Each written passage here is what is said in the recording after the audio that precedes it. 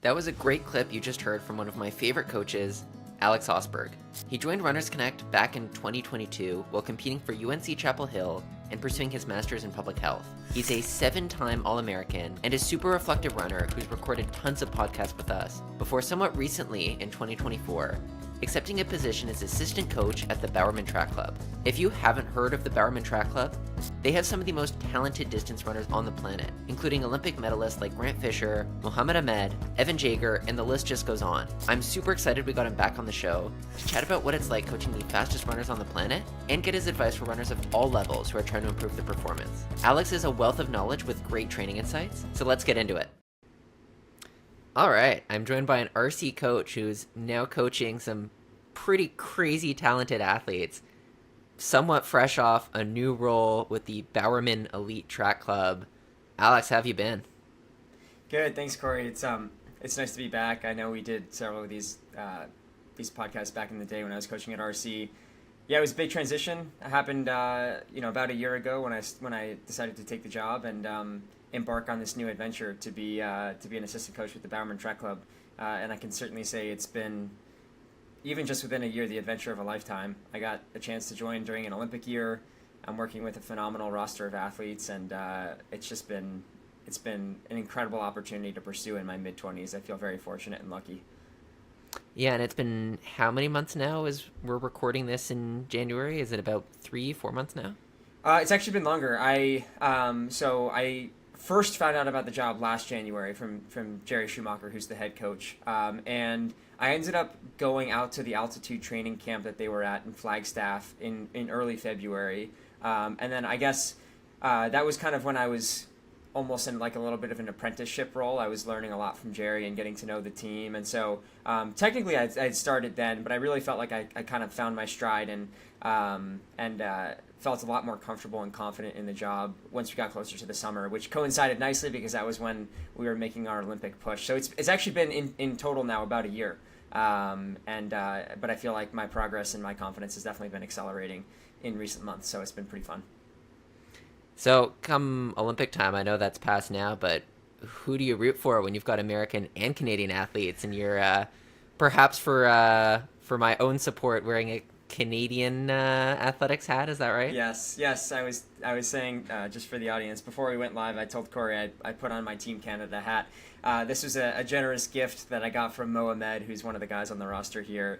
Most of the time I'm not forced to choose. I think I can root for both the Canadians and the Americans that we're coaching. The one time where those kind of came in conflict was at the 10,000 meter final in Paris. A very, very good friend of mine from college, Grant Fisher, ended up getting bronze, and Mo was fourth by like less than a tenth of a second. And so it was this incredibly confusing mix of emotions where it's heartbreaking for Mo because he ran so unbelievably well, and it would have been so awesome to see him win a medal in that 10,000.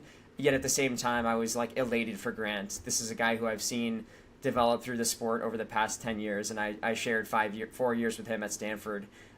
So that was probably the only time where those things, my ability to support both were, was a little bit more mutually exclusive. But other than that, I support all the athletes that I coach equally. It's fun to see them succeed for whatever country they represent. Yeah, I'm so glad you brought that up because that's exactly the example I was thinking of, and so heartbreaking for any Canadian viewer. I know. It was one of those things where Mo, I mean, it had to have been one of the best races of his life in terms of, I think, execution alone. It was a messy final in that it was the East Africans went to the front and started fartlicking a lot, and they kept it really honest. I mean, the winning time was like 26:40, give or take, which is, mind-boggling how fast that is, and that's only about less than 10 seconds off of his PB. And so it was one of those things where these Olympic finals are so scarce. They only happen once every 4 years, and you have to be positioned well in order to medal or even have a chance of medaling. And he made all the right moves, and it is, I think, one of the conclusions that I've come to is you can still run a perfect race and not win.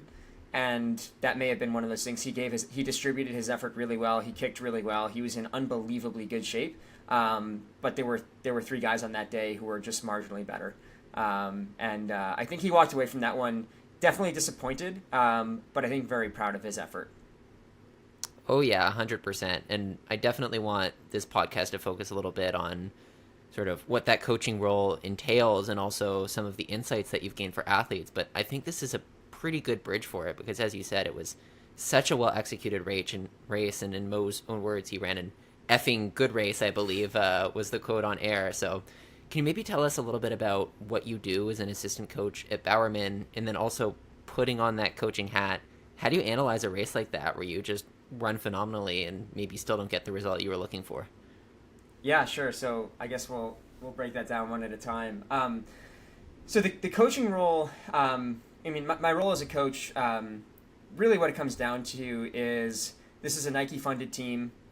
We try to get the best athletes in the world on our roster. A lot of them are American, some are Canadian. We have a new female athlete that just joined. She's from Lithuania. So it just kind of depends. We work closely with Nike Sports Marketing to identify the talent to get them on the roster and then try to provide a really good experience for them here. Ultimately, the bottom line is we're here to run really fast. We're here to make Olympic teams, and we're here to win and World Championship teams, and we're here to win medals. And I think each athlete on their own kind of developmental trajectory curve has different things that are possible for them.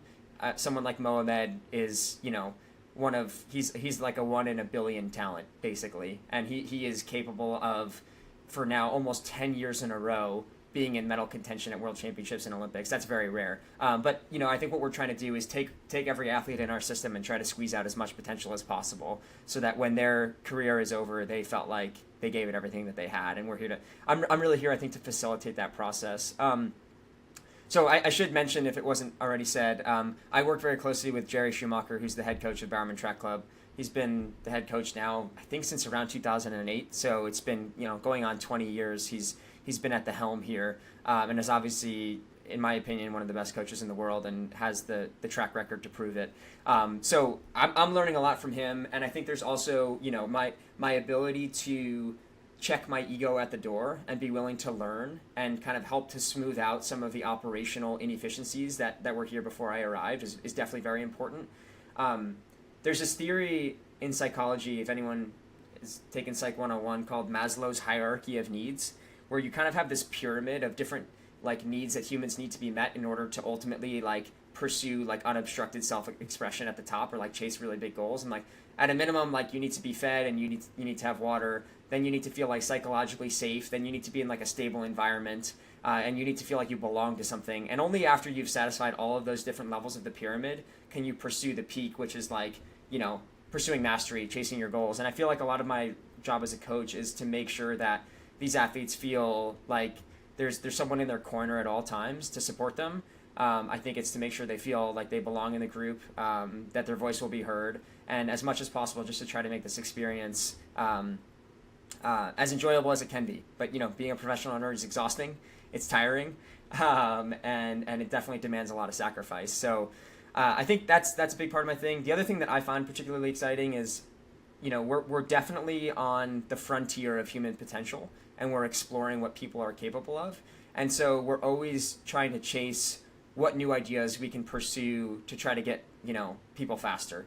And with my background in exercise physiology and a lot of the experience that I've had talking to researchers and scientists and other coaches, that's a fun part of the job for me, to explore these new ideas, these new optimization strategies. And I think the one thing that I do need to keep in mind sometimes is that I like to have a really wide funnel, but a tight filter. I try to take in as many ideas as possible, but you also have to recognize that the stakes are pretty high in this environment, and you don't really have the luxury of getting a chance to experiment on people. These people, this is their livelihood, this is their career, and so every strategy that's implemented needs to be very carefully thought through. It needs to be very strategic and methodical, and that's one thing I've enjoyed working with Jerry on, is just what's our strategy, and how are we going to go about pursuing that in a way that is effective and safe. And then I think the other question that you had mentioned was, how do I analyze a race like that? I think splits tell you some part of the story. But I think what I've really begun to appreciate is how much the feedback from the athletes themselves matter. I feel like my reflection on a race is only half complete, if that, until I've had the conversation to debrief with an athlete, because there's so much that's happening that either A, isn't really visible to the naked eye when I'm up in the stands in the Stade de France, like watching this from 200 feet away in the stands. And there's also the emotional and mental component of the race that like I can't get inside their head until it's over. And there's an intersection of like physiology and psychology here that you can't necessarily appreciate until you've had that conversation. So I think a big part of coaching is preparing people so that they're physiologically at their prime, but then also appreciating that at some point in time, like the ball's in their court, they're going to have to go try to hit that home run, and like we're here to support them as much as possible, and then we can only fully understand that experience once we've broken it down with them afterwards. Yeah, for sure. Right off the bat, I got to say, Alex, I love that you're still bringing in psychology and philosophy into these podcasts. So happy to hear that some things haven't changed. But I think some people, including myself, might be a little bit surprised to hear just how much of your role is supporting these athletes from maybe a psychological standpiece, given that these are some of the most motivated and talented people on the planet. So maybe using Mo or another athlete you've worked with as an example, what does that conversation look like after a race? Yeah, no, I think you're right. I mean, I can't help myself now that you even brought it up. Like, just bringing another psychological concept. There's this idea called the halo effect, which is when you look up to your heroes, you assume that if they're really good at one thing, then they must be perfect in all other realms of their life. And I kind of like, I've been fortunate enough to be around enough high performers to know that like everybody wakes up in the morning and like has to put their pants on the same way, and like everybody is we all have our own struggles and our own deficiencies and challenges, myself included. So I think even though you get to see the moment on TV where these guys and women are chasing these medal performances, like behind the scenes, which is really where I spend most of my time. The races only represent like 1% of all the time we spend together, if that. There's challenges, there's doubts, there's fears, there's failures that happen, and I think like even elite athletes get in their own way sometimes. And I think I don't want to by any stretch of the imagination claim that I'm a licensed psychologist or anything like that. I'm not a sports psychologist, but I've been around enough high performers to be able to recognize like there's some patterns of thinking that tend to be a little bit faulty. And I think sometimes you need to just get out of your own head, because when you're an elite performer, like you're just programmed to think hard work solves all problems. And you're programmed to think that like if some is good, more is better. And like if anyone has listened to this podcast for a while, like you've probably started to realize that like some of these series don't really hold up when you take them to the extreme. And so I find that my role is sometimes pretty helpful in having these conversations and this dialogue back and forth. You recognize that when people externalize their thoughts, they usually can make a little bit more sense of them. But when you just have these open loops running through your own head, like it's pretty hard to reach conclusions. So I find that those conversations are particularly helpful. We're not really good at giving ourselves good advice, and so just having a coach that's like an objective observer on the outside to bounce ideas off of, I think is particularly helpful. And then, I feel like a lot of my job sometimes is just also providing reassurance, like a lot of times someone will have a bad race or a bad workout, and a joke that I sometimes make is that a distance runner is only as confident as their last good session, right? And that's just like by definition not really that true. Like the block of work that you've done matters so much more than the one session that may have been a little bit off. And so I like a lot of times I will remind people of that. And it is important though that like when you're having these conversations, empty promises or empty reassurances don't really hold up. Like people know when you're BSing them. And so I find that leaning on my background, especially in exercise physiology, and kind of explaining these things logically and in the biological framework from which I understand them is particularly helpful. So hopefully that answers some of your questions. Yeah, I think it does. And I think that mindset piece about not dwelling on your most recent workout is an important one. And I can't remember who the athlete was, but I heard one professional athlete talk about how they always remember that they are as good as their best workout, and on any given day, the best workout that they've done recently, they have that potential even if they didn't run it on that day. Do you think that's true, or is maybe consistency a little bit more important than just your best day? I think sometimes we have this impression that for peak performance you need to channel lightning in a bottle, and you need to kind of harness this magic on race day, which I think is a little bit of a faulty assumption. I think that if you're sampling from a period of like 100 different sessions that you do, of course you're going to be able to knock it out of the park, like 2 to 3% of the time. And the challenge is, can you try to recreate those conditions on race day in the midst of, an unpredictable environment around competitors that you don't know how they're going to respond to scenarios, potentially in a foreign country on a different time zone. Like, all these things start getting harder and harder. So I a lot of times will tend to remind people, yes, I think there's a degree of this, which is, you can be as good as you were on your best session. But also, like, understanding that, like, you don't need to do something superhuman on race day to be good. Like, if you can show up and just try to get a base hit, to pull in a baseball analogy, rather than swinging for the fences, you're probably going to be a little bit better off than if you go in, swing for the fences all the time, and then you're probably going to strike out. So it's threading the needle between those two approaches, because I think you will have good races and bad races, and there's not necessarily a guarantee that you're going to be able to, like, recreate that magic every single time. So, Alex, what does get on base mean for some of these athletes at the Olympics? Because I have to think Grant Fisher wasn't lining up in that final going, hey, if I'm within a few seconds of a medal, that's good enough for me. No, you're right. I think that the reality is almost everyone in that Olympic final can run 8 kilometers of that race in pretty close proximity. And I think the pretenders and the contenders are all intermingled for, like, about that long, and then the rubber really meets the road. And so I think the big thing for Grant is, like, if you are, like, a lot of times you'll think about this as just, like, how mentally, like, if you're pouring all of your energy into the first, like, kilometer or two of that race, like, your energy management is just kind of start going downhill the longer that you go. And I think the best athletes know how to keep themselves calm. And I think sometimes it's just playing mind tricks on yourself. Like, hey, like, I'm just trying to hit a base hit. I'm just trying to stay calm. I'm just trying to stay invisible in this pack. If you watch Grant, he just locked into 3rd or 4th place and then maybe drifted back a little bit in the middle. But he was, like, completely invisible in that pack. He did not show his face to the front at one time until it really mattered. And I think the biggest thing is, like, so to kind of go back to the analogy, which you mentioned, is, like, I think when you're on the line and you're in the lead up to the race, I think those are the conversations you need to have. But it's undoubtedly true that when that move is made, you have to be, like, a cold-blooded killer in those moments. And you can't just be trying to, like, get on base. When you enter the last 1,600 meters of a 10,000-meter race at the Olympic final, like, there's no playing it safe at that point in time. So I guess it's really digging into the nuance there of, like, how do you approach the day-to-day, the lead up to the race, especially when you need to keep people calm and grounded, versus, like, hey, all bets are off when this thing really gets going. Like, that's when you really need to go for it. Yeah, I'd love to get more into this day-to-day, because originally I wanted to ask you about what is the process for designing a training plan for these athletes, but that was going off the assumption that was most of your role, and it sounds like from what you've described, that's really only a small part of it. So what's your role in the day-to-day to making sure that whether it's Grant or Mo or any other super talented athlete, that they toe that start line as ready as they can to perform at their best?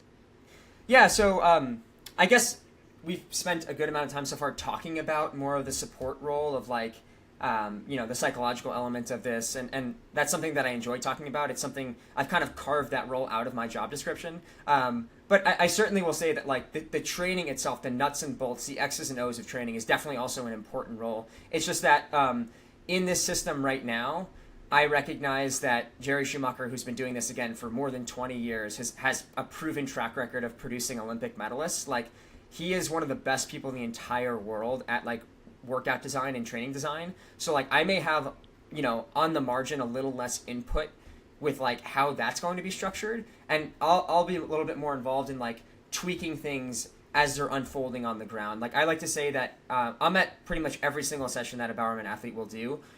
Jerry is also the head coach of the University of Oregon track and field team. So there are occasionally times when we have to split, and I will be, like, up at altitude with the team while Jerry is in Eugene, Oregon. Jerry will pretty much be at every session that really matters, but there's occasionally some that I'm at where he's not. And I think really where my job comes in is I know his intent of the session. I know what was written on the page, but there's inevitably going to be scenarios, whether it's factors like wind, rain, like the athlete's just having a tough day. Like, how are you going to pivot off of the initial plan and still salvage a decent session when things are starting to go off track? And so there's definitely a big element of my job, which is like understanding the nuts and bolts of the training program, understanding how we write a season plan, understanding how we're going to progress each athlete from race to race, season to season. So I'd say that's equally as important of a role in my opinion, but it's also where I lean on Jerry's expertise to do a lot more learning and a little less implementing for now. And I would like to kind of continue growing in that role and getting better at that myself. But you want to give people space to operate where they're better than anybody else, and that's one of his strengths for sure. Yeah, it sounds like you've learned a lot from being around Jerry's coaching and around these high performance athletes. Is there any way in which your coaching philosophies have changed a lot from your time coaching with the Runners Connect community? Yeah, it's a great question. Yes, short answer. I think one of the biggest things is that you can't do normal things at this level and expect to get abnormal returns. Like, extreme people get extreme results, and like everything that we do, people are working so hard to try to penetrate the top 3 in the world that like you really do need to outwork your competitors. And so what does that practically mean? I think, in my opinion, what I've taken from this approach is that you really need to have an incredibly high, sometimes an uncomfortably high risk tolerance for what you're pursuing. I came from a system in college and in high school where I think I was coached appropriately, fairly defensively, because I had a fair amount of talent as a runner, and usually the limiting factor for me was not how fit can I get, but it's can I be healthy enough when it matters? Can I get through the season without having gotten injured? And so I give my college coach, Chris Miltenberg, a ton of credit for helping me, get to the line in one piece as fit as I possibly could be. But also, like, we had to be a little bit more defensive. Like, we were like doing a little bit less mileage. We were cutting the sessions a little bit shorter. I mean, you can't win medals by trying to play it safe. Just to put it bluntly, you do need to keep people healthy because consistency is ultimately what matters, even for elite athletes. But you almost have to be like, hey, we need to try to find the line, and we're gonna dance on that razor's edge for a while. And like, that's just the reality of the sport right now. And occasionally some people are going to get hurt. And like, that's just, I think, an inevitability at this point in time, because if you're not finding that line, you're leaving potential space unexplored. And you don't want to feel like you were 4th place in an Olympic final because you didn't push it hard enough. So I think right now I've learned to coach a little bit more offensively, which I'm not saying is necessarily the right approach for every athlete, but at this level, that's certainly what's required. I also think, to kind of related to that idea, is you can't finesse your way to the top. Like, for every psychological trick that we could go back and forth on, and every mental, like, sports psychology thing that we could discuss about how to try to optimize race day, like, the reality is, if you're trying to break 13 minutes in the 5K, or you're trying to win an Olympic medal, you need an irrefutable stack of evidence that you have physically done the work needed to get there, right? Like, if you're going to try and break 13 minutes, you need to know that you can run 62 seconds per lap without fail for like more than 12 laps. And I think the thing there is just like, you need to have an enormous block of work that gives you the physiological and psychological confidence to go out and do that. The last thing that's kind of changed as well is that this idea of capitalizing on your good days is something. Like, so when I would coach a little bit more defensively, I would really put an upper bound on what we were going to do. We're like we're only going to do 6 miles of work no matter what, because the additional risk and the potential benefit we can get from it just isn't worth it by going to 7, 8, 9 miles. One thing that I've noticed Jerry do, which is fascinating, and I've definitely learned a lot from this myself, is on days when athletes are having those rare moments where, like, those magical sessions, he will very quickly pick up on that and be like, we are going to maximize this opportunity while we're here. And so there were a few workouts last year where he would add an additional set, he would add an additional rep where it was just like, whoa, like, that is crazy what they're just about to do. And because I think he recognizes, the last 10% of the workout is probably where you get a disproportionate amount of the gains. It's a point where your body physiologically is the most depleted. It's where, like, cellular signaling and protein signaling and protein expression is going to be where you're going to get the most out of that, because you're going to insult the body more than you ever have before. And what it will do is it will that stimulus will then give you a response that proportionately greater than something that would be than an insult that would not be as big. So I've just noticed that like he will take those sessions and he's like, we are going to squeeze as much potential out of the good days as we possibly can. And so he kind of gets rid of that upper bound and allows himself to coach more creatively in those moments where things are going well. And then the last thing too is I firmly believe that you need to win most of the workouts that you start. But I've actually noticed that in Jerry's system, like you need to have a certain amount of tolerance for recognizing that sometimes you might not get through the whole thing because they're just that hard.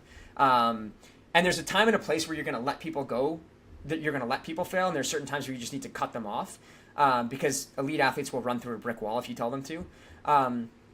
But the idea that like Jerry will write a workout and like he's fairly certain that most of the people can finish it, but like there's a good chance that for the hardest sessions, like there might only be 2 or 3 people left standing at the end. And that's an extreme approach. Like, don't get me wrong. Again, this is not how I would coach an amateur athlete. But again, if you're trying to win medals and the margins are so thin, like these are the kinds of considerations that you have to make. Yeah, and it sounds like it really is to the extreme. These athletes are pushing their bodies, but part of it almost comes across is more, but I get the impression there's a little more nuance there. So what is that nuance that separates just putting in volume or intensity for intensity's sake versus getting every last drop out of your performance? Right. It's an excellent question, and certainly something that keeps me up at night occasionally. I think if you think about like a normal distribution, the athletes that we work with here are so far on the right tail end of that curve, and what they've been taught their entire life, they have this like puritanical work ethic that is so deeply ingrained in their bodies and their minds that like, again, hard work has been the solution to every problem. They get to college, they outwork everybody. They get to the pro level, they're going to try and outwork everybody. But when you actually sample all the people that are in the far right end of that distribution, you start to ask yourself, okay, how do you differentiate yourself when everybody works hard? When you're towing the line at the Olympic trials, everybody in that situation knows how to work hard. They were all phenoms in high school. They were all NCAA champions. And so I think ultimately at that point in time, the advantage becomes knowing when to push and when to back off. And I actually think that is not a decision an athlete is able to make rationally. And I think that's where the coaching is extremely important. Because, like I said, an athlete is never going to give themselves permission to stop. Like that's where the coach needs to be very attuned to what's going on. They need to keep their finger on the pulse, and they need to say, hey, this person or that person, like we're going to push them a little harder today. That person, they're looking vulnerable. Like we're going to cut them off before they get to that point. So I think that's less of an athlete decision and more of a coach decision. Okay. All right. So is that something where you really just have to read the athlete and see them, or is there some type of working relationship in order to understand when that athlete is on that line where you need to reel them back? Yeah. So obviously right now we're talking about in-person coaching, right? And I know my work with Runners Connect got a little bit more challenging because you'd be writing workouts remotely, and there's inherently a little bit of a limitation there. I think it's pretty remarkable how much you can learn from body language, how much you can learn from how people are talking to you, how much you can learn by just seeing how people are moving across the track or the road. And I think one of the things that I've been trying to develop as a coach is really that trained eye for picking up small vulnerabilities when they're starting to show up and understanding, hey, this thing is starting to go downhill, like let's cut it short, or like, hey, this person's looking particularly bouncy today, like they're hitting these paces with ease, like this is where we need to go. So yeah, I think it's a skill that I'm certainly actively trying to develop as a coach. Yeah, and I'm sure not one that's easy. No, definitely not. Definitely not. Yeah. So we've talked a lot about just how much training can differ for these elite athletes who are just performing on, to be honest, just a completely different level. Like it's unfathomable to most of us how they can perform at the levels they do, but I'm sure there's some overlap between coaching philosophies or what type of training is going to help. I don't want to call it the everyday runner because we probably have a lot of people listening who are performing at a really high level and putting in a lot of work. We're just not running sub 13-minute 5K. So for people listening, what are some of those common principles or universal principles that you think bring out the best in your running? Yeah, that's a great point. I was thinking about this as you were saying it there. We could probably do an entire podcast on like training theory 101. Like, you have only so many dials that realistically you can turn in a training program. And the major ones are, you've got your volume, you've got your intensity, you've got the density of your workouts within a week, so really the frequency of how often you're running. And then, of course, there's like the intensity distribution, like what days are you going to go hard, how hard are you going to go, like the magnitude of that intensity. And so I think there's some generally accepted principles for those things. And if you've listened to this podcast or you're an avid follower of the Runners Connect content, like, I don't need to rehash all of that right now. I think what I can talk about is like, what are some of the things, again, that I've learned right now that are more universally applicable principles from having worked in the Bowerman environment. And we already hit on one of them, and I'll just kind of circle back because I think it's that important. And it is, I think, trusting the work, like trusting the preparation that you've done. It's not, a lot of times we over-index on one specific session, one marathon prep workout, one 5K workout, and we think that like that is either going to be our ticket to success or that's going to be like the thing that destines us for failure. And I actually think that like the workouts really matter, the specificity really matters, but the accumulation of your work is really what carries most of the weight, and you can't get attached to any one session. There's a great quote from Michael Jordan that I heard. Maybe it was about Michael Jordan. Either way, it's a good quote. He said, when the moment of truth arrives, you are the sum total of all the work you've put in. Nothing more, nothing less. If you're confident that you've done everything possible to prepare yourself, then there is nothing to fear. And I think that's certainly a message that like we try to instill in all of the athletes here. And they work so unbelievably hard, and they suffer so much in training that some of them sometimes say that the races are easier than that. Because like the races a lot of times they'll have a slow build up and then a kick for 400 meters. So all of a sudden you've consolidated that suffering into just like 60 seconds at the end. Whereas in these races, I mean, we are laboring, we are pushing so hard. So anyway, the takeaway here is trust the work.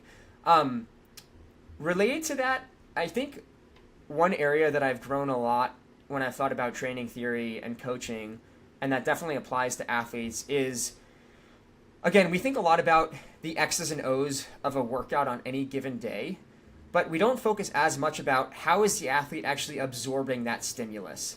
And in addition to that, how are we layering each workout on top of each other so that the workout that you do this week it pairs very nicely with the progression that we're going for next week, or when we intentionally back off a little bit for a desired effect. And so I think these ideas of absorption and layering are things I didn't think about as much because I would spend so much time isolated in the boundaries of like, this is when the session starts, this is when the session ends. But there's a lot more that happens both before and after. I mean, a lot of questions that I'm asking myself these days is like, is the athlete's body receptive to the workout we're giving them?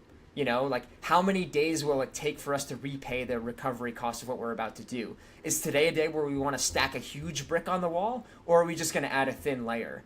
And then I think from the layering standpoint, how all these workouts, how they fit together. It's like, what is really the sequence of each stimulus that will give you the best adaptation, right? Like how can you incrementally progress each session so that you're not necessarily repeating everything from week to week, but you're keeping similar themes with variations on it to then ensure that you can get a little bit further and a little bit further and a little bit further every week. So that's that. I think another thing that just has to be mentioned in this environment is the ability to skillfully maneuver around setbacks and challenges. I think this is ultimately what differentiates good coaches and great coaches, and good athletes and great athletes. The reality is you can create a perfect periodization scheme on an Excel sheet, like before you start day one of the training cycle. But that is not what is going to define you. What defines a season is every subsequent decision you make after the fact when things aren't going according to plan. The planning is a one-time action, and it really counts for just that. It's something that you wrote on the page, but like, it ain't really going to matter in 3 weeks' time if you got the flu or like your shin is bothering you. Like the decision you make in that moment is so much more consequential. And I think unfortunately a lot of athletes that are especially planning oriented people forget that the map is not the territory or reality. And you have to remember that when the map and reality don't match, reality always rules. And there's this great like military expression from back in the day, which is that no plan has ever survived first contact with the enemy.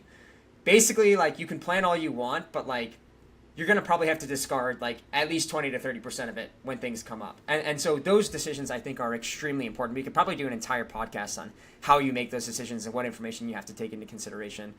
One last thing, because I know I'm getting kind of long-winded here, but I think one thing I've learned at the pro level, which you can certainly apply to the amateur athlete or even the amateur elite, is creating good situations or putting yourself in good situations will create your own luck.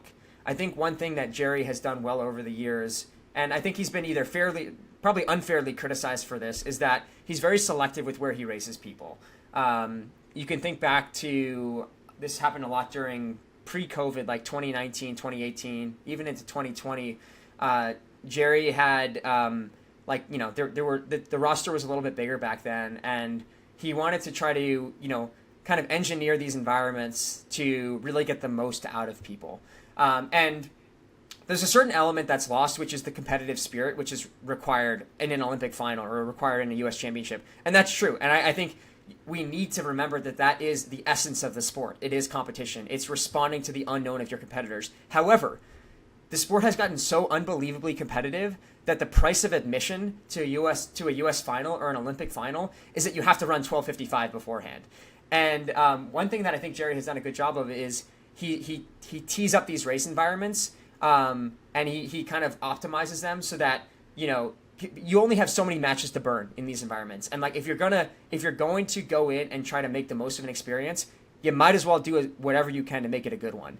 And so what he'll do a lot of times is take his own pacers, people that he trusts. He knows how he can try to script it, and I'll have them go 3K. And then, of course, all bets are off. If you're running a 5, you need to run 2K on your own. You need to press into that unknown territory, uncharted territory. But, like, that's a situation where you create your own luck. Like, and again, maybe this is a little less applicable to the person who's trying to improve their 5K PB from 23 to 22:30 minutes, like, because you have a little bit more margin for error. But when you're trying to go from 13:05 to 12:59, like, you don't have margin for error. Like, you need to do as much as you can to get the most out of that experience. So, I think how you position yourself on race day and the environment that you're in definitely matters.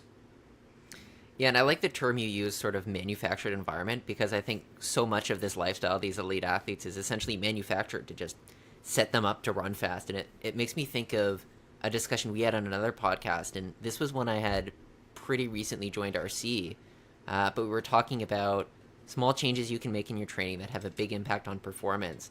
And I remember we were talking about double threshold, because this is still when that was kind of a hot topic. And essentially your response was, who does double thresholds? Jakob Ingebrigtsen, because he's paid to do nothing but run fast and has all the time in the world to do it. So I think a little bit of that maybe applies here with the elites. No, absolutely. I mean, you bring up an interesting point that I've definitely spent a lot of time thinking about over these past past year especially. As much as what I would love to do is, wrap everybody in bubble wrap. And I would love to say, like, do nothing but spend every ounce of your energy on just performance alone. But also, like, these athletes are human beings in the world. Like, they need social connection. Like, they need to go home over the holidays, even if the running conditions are terrible. And I think one of the challenges of working with elite athletes at this level is, what sacrifices are you willing to make? What are acceptable risks that you're willing to take? And I mean, these athletes, for the most part, live very reclusive lifestyles that are kind of monk-like in their existence. Jakob Ingebrigtsen is no different, of course. But like, how do you necessarily kind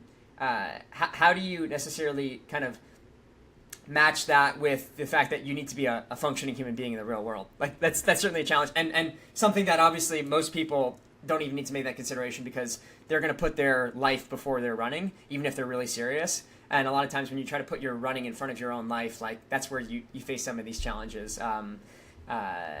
So, yeah. Anyway, I just wanted to mention that because it's the manufactured environment brought that thought into my head. Yeah, I like that coaching perspective of wishing you could almost put your athletes in bubble wrap. I think I'd love to bring up a quote that this one I actually prepared in advance, because I'd love to get your impressions on your own training after having worked with Bowerman athletes. So I dug up a quote when you did an interview with Finn when he was host, talking about some of the training that got you to sub 13 minutes in the 5K and just how difficult that training was. And I'll pull it up here. But But you said, during this training cycle, I was working a full-time job and only had limited hours in the day. I didn't have the luxury of getting massages or napping for 2 hours every afternoon. While there is an endless list of recovery modalities you can try, I think it's better to stick to the evidence-based strategies that offer the most bang for your buck. Sleep and nutrition. You can't outtrain poor sleep and nutrition. So working with these athletes, how much of the focus is still sleep and nutrition versus maybe not needing to focus on that if you can actually bubble wrap yourself and focus on nothing but running? Right. Great question. Also, slight clarification. I have not yet broken 13 minutes in the 5K. I probably never will. I ran 13:18. As much as I would love the audience to think that I did. But your point is well taken. Sub 13:30, we'll say. Sub 13:30. That is an accurate statement. So it's a great point. I think sometimes this is an idea that I'm working on right now. There's power to having constraints in your environment, because it is very easy, if you think about how the human brain operates, we love adding things that might enhance our performance, but we hate removing things or taking them away. And I think sometimes when you know you have a fixed amount of time to train, you don't start asking the hypothetical questions of, what if I did this or what if I did that? You do the training, you check the box, and then you turn that part of your brain off. And I think one of the challenges sometimes with these elite athletes is that because they have this propensity for more hard work and doing more and always thinking that more is better, it's actually trying to teach them to sometimes just like flip that switch off, and recognize that, like, hey, all you can do is all you can do. And like, you can go through this endless list of optimization and recovery strategies, but like, I still think that there's a few key principles that, again, carry most of the weight, and like, you need to be making sure that you're doing those things well. It's actually funny that you say this, because even at the highest levels in the sport, like, we recognize these things are important, but there's sometimes still a gap between what you know and what you actually do, even at this level. And I was listening to a sports scientist the other day, who was talking about evidence-based strategies for preventing bone stress injuries and relative energy deficiency in sport. And the interviewer had this comment where he was like, I get what you're saying, but like, that's really obvious. Like, shouldn't we all know that? And her name is Catherine, Dr. Ackerman. She's based out of Boston. She's like, it's true, it is obvious, but I've made a career out of explaining the obvious to people. And so sometimes I feel like part of my job still to this day is teaching these foundational principles over and over again. I think sometimes, like, even the best people need to be reminded that, like, hey, this thing that you're chasing right now doesn't matter nearly as much as just making sure that you can get to bed and like leverage the number one performance enhancer known to mankind, which is good sleep. Right. And like, yeah, we can talk about like wearing this orthotic or that orthotic, but like at the end of the day, like, or that, this angle with your knee, like your angle, maybe we're going to try to move your knee angle when it collapses in by like 1 degree or something like that. But like, what probably matters more is just like a well-structured training plan that takes into consideration your training load and your lifestyle stressors and all these things. So, I think my comment today still resonates with me, and I would still probably quote that back to myself as the truth. And do you think that you as an athlete did a pretty good job of following those principles, or do you wish that you had maybe done a better job getting in the sleep, refueling, or whatever those sort of main contributing factors are? I actually think I've gotten better as I've had less time, which sounds like a paradox, but, based on what I was just saying, I actually think the constraints are powerful there. I was just I did another podcast with Dominic Schlueter on the running effect like last week, and we were going over some year-end reflections. I won't tell the whole story because it will take too long. But one of the realizations that I've had over the past couple of years is that my neurotic habits and superstitions didn't help me nearly as much as I thought that they did. So I'm going to separate neurotic habits from the things that actually matter. The training matters. Like literally, like the volume of training, the intensity of training matters. The sleep that you get matters. The food that you put in your body matters. The things that I'm starting to question a little bit more, that are a little more on the fringe, is like what I was doing back in the day. Is like I had like an elaborate 45-minute activation routine I would do before every practice in college. Leading up to a race, I would brainstorm for like days on end, like the perfect mantra to tell myself when things got challenging in the race. I would literally carry food with me across the country so that I could have the same bagel with peanut butter and honey, like so that I wouldn't have anything to upset my stomach on race day. And so these things are not inherently wrong. I think they're actually my attempt at and my ability to control the controllables. But the illusion that I was under at the time is that performance was about control and performance was about perfection. And I had forgotten that adaptability matters just as much. And so I think people who are superstitious and that layer more and more rituals and like these like exhausting habits on top of like the work that's already been done, like I think all that does really is make you a bit more fragile, because you're putting yourself in a situation where you need these things to unfold, or else you're now convinced you're going to fail. And so I know I just went down a little bit of a rabbit hole, but I think as I've gotten less time and I'm still training and competing a little bit myself when I feel inspired to, I'm just like, you know what? Like, let me focus on what really matters. Let me focus on the things that actually have a demonstrated effect size in the science. Let me focus on the things that don't feel like marginal gains, but are just actually like the big movers. Like, let me move the big rocks first and then worry about all that other stuff later. Or if I don't have time for it, then I'm just going to neglect it. So yeah, hopefully that was not too tangential. No, not at all. Do you think Jerry miles are a little bit to try to unpack some of those things you shouldn't be concerned about as much? And maybe you can explain Jerry miles to the listeners. Oh man, that is a fantastic question. Yeah, so for those who don't know, there's this legendary concept of Jerry miles, which I think they started as Badger miles back in the day when Jerry was coaching at Wisconsin and won a couple of national titles. Basically, what he told his athletes is, I don't think there were GPS watches back then, so it also probably made it a little bit easier to try to quantify mileage this way. He said, classic Timex. Right, exactly. You just take the Timex Ironman and you go to town.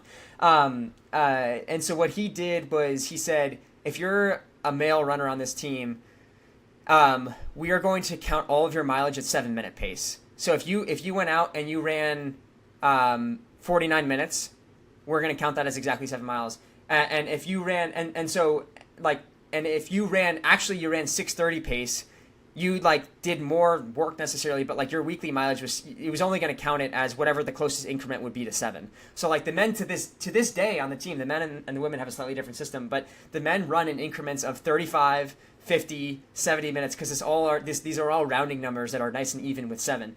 The women really got shortchanged because their pace was 8 minutes, and like that's like, wow, like you're probably running like 50 miles a week, and like you're only getting credit for 50 miles a week, but probably running like 75 or something like that, just because the conversion is kind of off. So I think Jerry would admit that maybe the female conversion is like needs to be updated right now, because they're not running 8 minutes. They're not running anywhere close to 8-minute pace. But I think the idea is, yeah, like it's like what really matters again is like not the precision of taking your GPS watch and running in circles until you hit 5.0 miles. It's not about that. It's removing the focus from like the neurotic details that all the distance runners tend to fall victim to. And it's just like, hey, we're going to do the work. We're going to run a lot of volume. And like, there's also an element to this of like, if you're running 100 miles a week, you kind of think that you're supposed to get injured the more that you do. And if you're actually only logging, even though it's kind of just like a mental, it's just like a little bit of a sleight of hand trick. Like even if you're actually like, if you're logging in the books, like 85 miles, but you actually ran 100, well, all of a sudden then like you don't think you're supposed to get hurt, you know, because you're not running as much. Technically you are running as much, but you don't think you're running as much. So I think it very much relates to my point of like, yeah, knowing what really matters and prioritizing and measuring things that actually really matter. I think that's a pretty good synopsis of what to focus on if you're listening to this not of an elite, to just know what's important and focus on that. Fair to say? Very much so. Yeah, I think we overcomplicate training all the time. And I always tell people, especially non-elites, is like, you should focus more on being generally correct rather than precisely wrong. I mean, the amount of people who have like, I've talked to and they're like, man, this workout wasn't perfect. Like I was trying to hit 7:30 pace so I could be on my goal marathon. And like I ran 7:35 or 7:38. And I'm like, you know, like the body knows stress. It doesn't know pace. It doesn't know miles. Like, you're going to be fine. Like, you're close enough. Focus on being generally correct. Nice. Awesome. Well, I'm definitely going to try to apply that to my own training, because I've definitely been guilty of focusing a little on the minutiae. I did a bit of a year-end reflection. I think that's one of the things I put for myself, is just not being so worried about mileage and some of those little, 1%ers. Yeah, 100%. Yeah, focus on the things that, again, move the big rocks first. Definitely. All right, Alex, while I have you here, I'd love to reminisce a little and maybe ask you some fun questions. So you mind if I ask you a few questions, Yeah, fire either away. about your own running or your thoughts on training? Perfect. Yeah, fire away, please. All right. So for the first one, I want to hear about your thoughts on what is the best place to train: Oregon, UNC Chapel Hill, Stanford, or Connecticut? Oh, you really hit me with a tough one here, and I have to be careful. I try not to offend anybody either, because I know people in all of those places. You're probably going to force me to give you one answer. I would say there's pros and cons of each environment. The one thing I love about Oregon right now is that this is one of the only towns in the country that is like built around distance running. We have the best track and field facility in the entire world. We have a trail network that's incredible, and we have a lot of resources that are available to us via Nike and Nike support. Stanford has incredible weather. Like, I never in college had to check the forecast. I could just wake up and wear a t-shirt 365 days of the year, which was pretty awesome. Connecticut had its limitations. I didn't move there to train. I grew up there, so I can't really fault that one. That wasn't an active choice that I made. Chapel Hill is pretty good, though. Chapel Hill has an incredible trail network. The facilities are nice there. The weather from probably October to May is probably some of the best you can get in the world. The summer is brutal, though. It's so hot and humid. If I were to choose one, though, Stanford was pretty ideal. I might have to go with California. Yeah. All right, not a bad choice. I've only been to California once, but I was amazed just how consistent the weather is. It's really nice. It's really nice. You almost never had to adjust anything. Like, yeah, it's a beautiful spot. Yeah, this time of year, you're making me just jealous and want to go somewhere warmer. Yeah, I know. All right, so next one, would love to know, what is the best piece of coaching advice that you've ever received?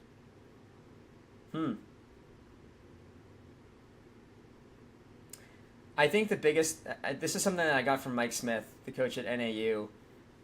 He always says, in an athlete-coach relationship, the best way to approach it is put the athlete in the driver's seat, and the coach needs to assume the role of the GPS. And so ultimately what that means is the athlete's the one making the decisions. They're the ones running the workouts. They're the ones doing the races. But the coach is there to say, hey, like, this is where we're charting our path, and this is the best way to get there. And these are the hazards that might be up ahead. And so I think the biggest thing is, like, understanding that I think at the end of the day, like, the athlete makes the coach. Like, what I can do, like, with Mohamed, like, I might be able to improve his performance 2-3%, but Mohamed is Mohamed. I mean, he's a unicorn amongst unicorns, right? Like, he's just so good at what he does.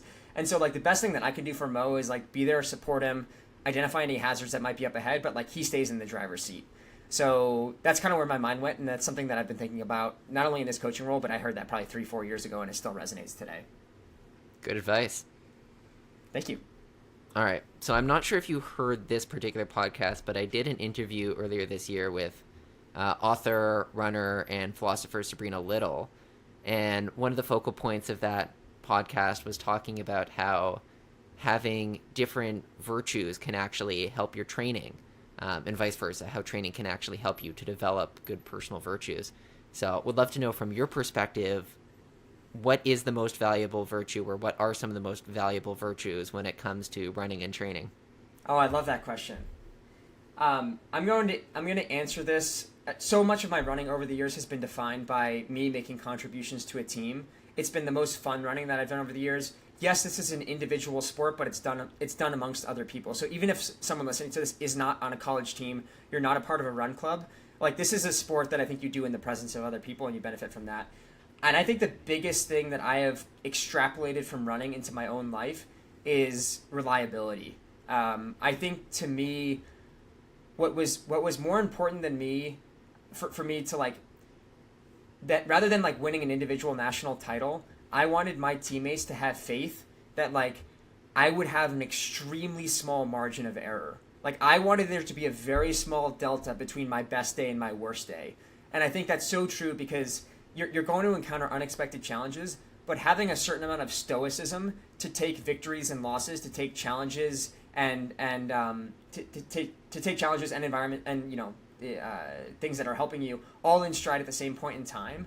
And being able to consistently deliver on what you say you're going to do, and I guess that's all kind of encompassed by the theme of reliability. To me, that's so important. And a lot of that what's baked into that definition as well is like, again, knowing how to control the controllables, knowing how to be prepared when the time comes, and knowing how to hold yourself to extremely high standards so that you don't let yourself quit when things get difficult.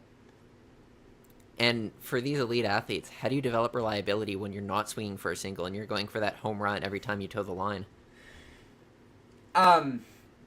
These people, this is one of those questions where I'm just like, sometimes I just don't know how they do it. You know, like I wish I could give you a scientific answer, and I wish I could give you some kind of philosophical answer to that question, but I'm just like, these people are able to will themselves to a place that like less than 1% of the population can even fathom. And sometimes I show up and I walk away from practice and I'm just like, how did they do that? Like, I don't understand. So I'm at a loss kind of sometimes. Like, I think these are just like, these are people who are so elite. They're so good at what they do. They are just able to will themselves across that line with so much willpower and mental fortitude that I can't even put words to it. So I hope that's not unsatisfying, but that's kind of where my mind, that's kind of what I think. No, and I think you're right. And I don't even think it's the 1%. It's like the 1% of the 1%. Because if you're running a sub 3-hour marathon, you're probably in that top 1% of all people. And yet most of us could not fathom getting anywhere near what these athletes are doing. That's right. That's right. Yeah. I mean, you start to see this too, even at the Olympic level, and especially on the women's side. I remember watching Beatrice Chibet and you know, some of Carissa Schweitzer was on our team. Elise Craney is another American who was on Bowerman previously, and like, I mean, gosh, like, we think that when you make the Olympics, you're really good, and then watching some of these East African women run the last 800 meters of a 5,000 in 2 flat or like 2:01. You're just like, wow, like sometimes the margins between like, you know, the 10th best in the world and the best in the world, like that's not a thin margin. Sometimes that feels like an insurmountable gap. And so, and it's not, like, I think someone like Carissa is knocking on the door of being able to do that. But sometimes you're just like, wow, like even at that level, there's some big differentials. Yeah, it's pretty cool. Makes the sport fun to watch. Exactly. All right, last one for you, Alex. But which is more fun, running or coaching? They're fun for different reasons. I think in my own life, I derived a lot of satisfaction out of setting a goal and going out and accomplishing it. And kind of the personal, like, the validation that I felt, the self-efficacy that came from that. I was like, I put something really ambitious out on the table, and I went out and I did it. That, to me, I think has defined who I am as a person, and it defines my character. And I don't know if anything can really remotely come close to that, because that's what has now makes up the inner workings of my mind and how I operate. So that, I think, has been really transformative, just that part of the running, and that has made it also really fun and addicting. However, there's something about helping somebody else reach their goals and using this like weird amalgamation of all this knowledge that I've accumulated over the years through, I mean, I didn't realize like 5 years ago that most college athletes didn't read, I thought that all college athletes would read research papers for fun and like think about how they could apply that to their own performance. It took me a little while to realize like that is not the case at all. So like this weird quirky thing that I find so enjoyable and I find so fascinating, and I'm willing to like go down these rabbit holes to chase, these crazy ideas about performance, and then being able to take that and apply it to some of the best athletes in the world. I mean, I feel like I'm the luckiest person ever to get to do that, right? Like I was offered an opportunity at age 26 that few people can even dream of. And so I don't take that for granted at all. I think this is probably the best first real coaching job that anyone has ever got. It was unprecedented at the time, and I try to take that I try to be thankful for that and grateful for that every day. So it's really fun. So I guess if that sums up the differences between them. Right now, I think my own best competitive days are probably behind me, and I say that from a perspective of I've come to peace with it. Like I had that chapter of my life where I was chasing performance at the exclusion of everything else, and I've come to terms with the fact that like those my fastest time in the 5K or 10K might be behind me, and that's okay. And I think right now I'm getting excited for the next challenge, which is helping people realize their potential and trying to explore what humans are capable of, and that's really fun. Dude, that's awesome. I'm so happy for you. And as a way to wrap up, you talked about working towards challenges and helping others. We're no longer in an Olympic year, so what challenges are you working towards? Well, I mean, the grind never stops. We have the Tokyo World Championships at the in September this year. So I think a lot of this is like being able to zoom in and zoom out between these macro goals and these micro goals. I think I think when you're making plans, you have to think big, but when you're making progress, you have to think small.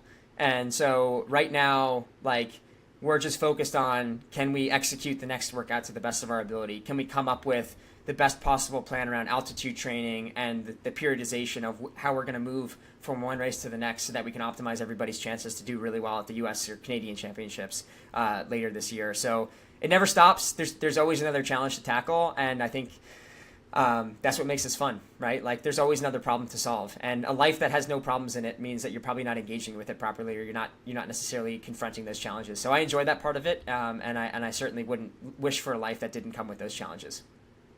Super cool. Well, I'm excited for you, and also just to see all the performances with the Bowerman Track Club and just Canadian and American track athletes in general. So, Alex, thanks for joining me for another podcast. It's been a pleasure, Corey. Thanks for having me on.